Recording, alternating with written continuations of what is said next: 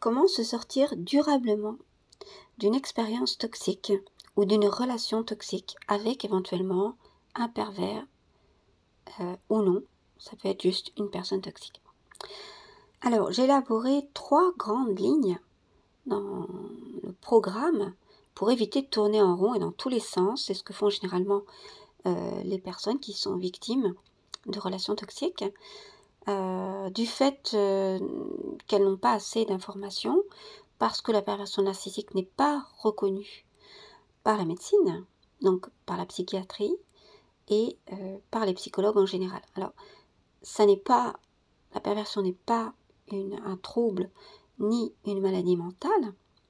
Elle n'est pas notée dans le fameux DSM, qui est le manuel américain de la psychiatrie et de la sphère psy en général, ni dans le CIM, qui est la même chose, mais en français. Voilà, donc elle n'est pas notée, il n'y a que la perversion y est, effectivement, mais pas ce fameux profil pervers narcissique. Alors, pour sortir de ces situations, on vous dit souvent, eh bien, il faut fuir le plus loin possible, ce sont des personnes dangereuses, il faut silence radio, il faut utiliser le no contact. Donc, moi, je vais vous donner mon programme qui marche sur la durée, avec en 3 grandes lignes très très claires. La déprise, c'est-à-dire sortir de l'emprise, aller contre l'emprise. Voilà. Donc il y a tout un tas de choses à faire pour sortir de cette emprise durablement et devenir quelqu'un qui n'est plus du tout sous emprise, donc qui est libre. La deuxième mesure à prendre, c'est prendre sa place en tant que personne. C'est-à-dire s'affirmer, devenir assertif, prendre conscience de qui on est, sortir de la dépendance affective qui fait qu'on a toujours besoin d'un binôme pour se sentir être quelqu'un ou pour se sentir assez fort, etc.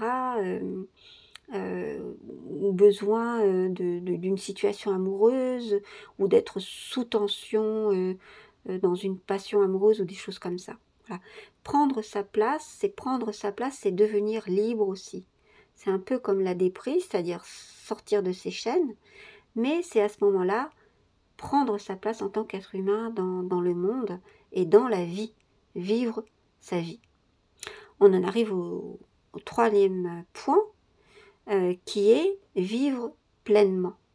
Effectivement, une fois qu'on est sorti de l'emprise et qu'on est donc parfaitement dans la déprise, que la déprise a abouti, est arrivée à son terme, qu'on a pu aussi prendre sa place dans la vie, ne pas s'excuser d'être là, mais au contraire comprendre de tout ce que l'on peut faire dans la vie, eh bien on n'est plus susceptible d'être manipulé.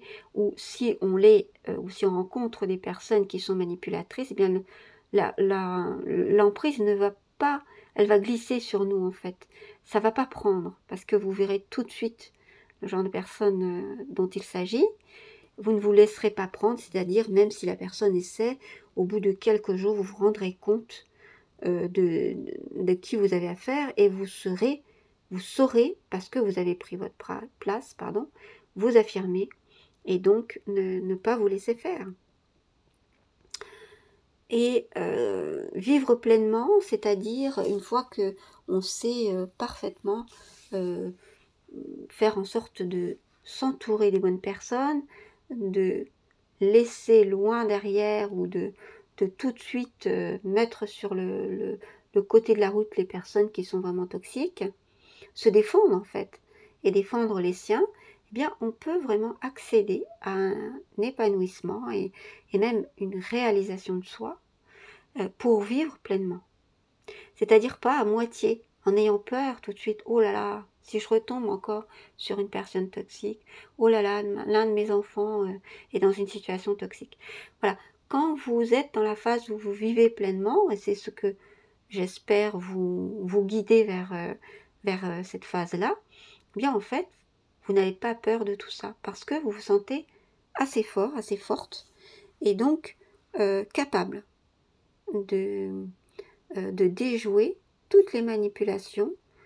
Alors vous n'allez pas être, comment dire, c'est pas grâce à une carapace, voyez, où vous seriez tout faible à l'intérieur de cette carapace.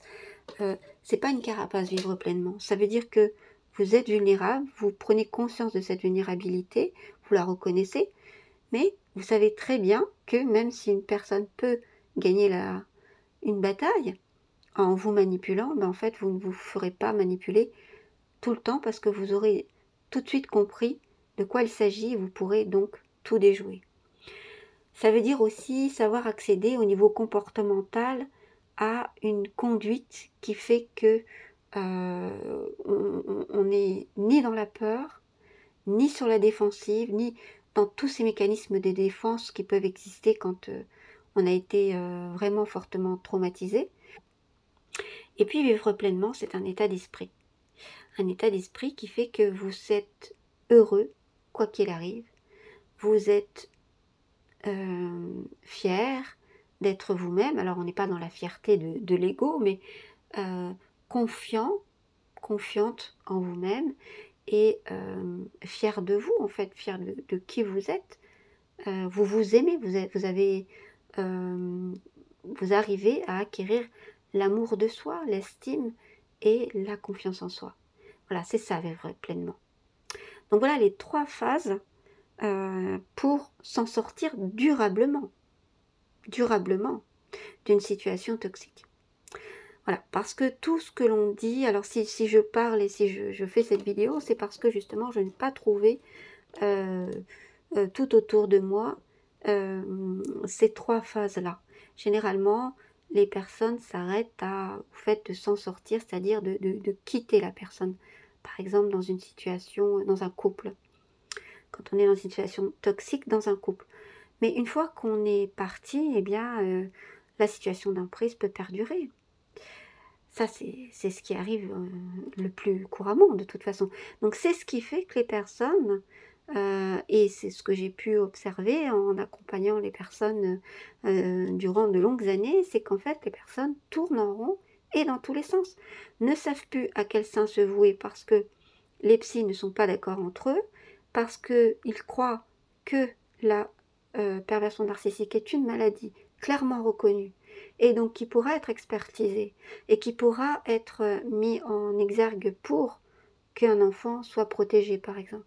Ce qui n'est pas du tout le cas. Voilà. Donc la perversion narcissique, ça a été bien vulgarisé. Au niveau du grand public, on parle de perversion narcissique, mais au niveau de la sphère psy, elle n'est pas du tout reconnue. Même si Racamier, qui était psychiatre, là, en a bien parlé, et puis le profil pervers narcissique a été mis en lumière par Marie-France Irigoyen il y a une vingtaine d'années, un peu plus d'une vingtaine d'années maintenant, comme un profil type, mais il y a eu une confusion, il y a eu comment dire, une confusion par le grand public qui a pensé que justement, eh bien, ces personnes qui sont dangereuses, eh bien, la justice peut nous en protéger. Eh bien, pas du tout. Voilà. Donc en fait, ce qu'il faut savoir, c'est que pour sortir de ces situations toxiques, il faut voir beaucoup plus loin que le bout de son nez, c'est-à-dire que quelques phrases de répartie sont utiles, mais ne sont pas suffisantes, loin de là. Et que lorsque vous avez rompu avec une situation toxique, vous pouvez en retrouver d'autres. Vous n'êtes pas guéri pour autant.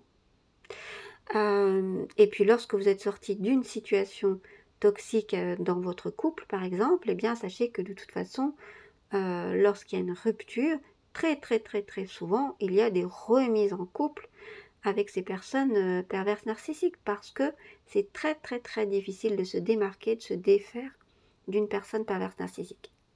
Donc moi, ce que je vous conseille, ce sont ces trois phases pour vraiment s'en sortir.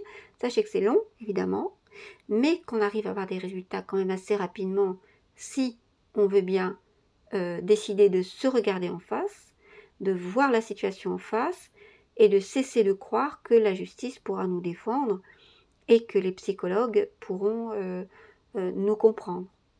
En général, la plupart des psychologues qui sont en cabinet ne connaissent pas la perversion narcissique, et quand ils la connaissent, c'est-à-dire qu'ils ils s'attachent aux maladies psychiques, mais très peu à la perversion narcissique. Ils vont simplement vous dire cette personne est dangereuse, partez, et donc vous faire encore plus peur. Mais ils ne vont pas être forcément compétents s'ils n'ont pas travaillé sur eux-mêmes suffisamment, et s'ils ne connaissent pas la perversion narcissique, ils ne vont pas être suffisamment compétents pour vous aider au-delà d'un simple soutien psychologique pour, par exemple, lors de la rupture ou pour reprendre confiance en vous. Au-delà de cela, par rapport aux mécanismes psychiques qui sont utilisés par les pervers narcissiques, ça, ils ne sauront pas forcément. Voilà. Voilà pour aujourd'hui. Donc, je vais continuer à vous parler justement de toutes ces phases en détail. Si cette vidéo vous a plu, ben, ce serait gentil de mettre un pouce bleu parce que ça va m'encourager. J'ai beaucoup de projets pour vous.